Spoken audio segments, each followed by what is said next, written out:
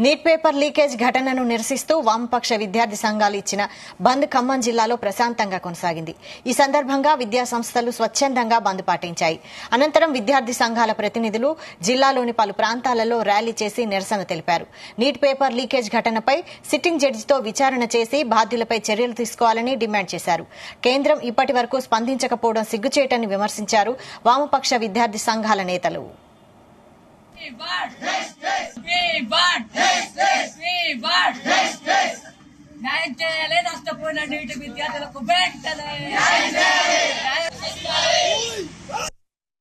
విద్యార్థులు నష్టపోతున్నా ఉన్నారు. ఎందుకనంటే విద్యార్థులు నీట్ ఎగ్జామ్స్ రాసిన తరుణంలో పేపర్ లీకేజ్ కారణమైనటువంటి ప్రాంతాలు బీహార్ లో కావచ్చు, పాట్నాలో కావచ్చు, అదే రకంగా హర్యానాలో కావచ్చు, అనేక రాష్ట్రాలలో బీజేపీ ప్రభుత్వం ఎక్కడైతే ఉందో అక్కడ ఆ ప్రభుత్వం చేస్తున్నటువంటి లోకల్లోనే అక్కడ విద్యార్థులు నీటి పరీక్ష రాసిన తరుణంలో వాళ్ళకు కూడా ఎక్కువ మార్కులు వచ్చినటువంటి సందర్భం ఉంది. అదే రకంగా 720 మార్కులకు 720 మార్కులు 20 మందికి అదే సెంటర్ లోనే రావడం అనేది గమనార్హంగా ఉంది.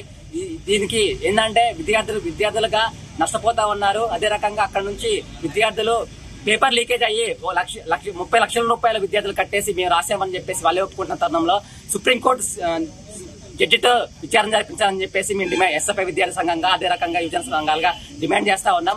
ఇదే రకంగా సుప్రీంకోర్టు జడ్జితో విచారణ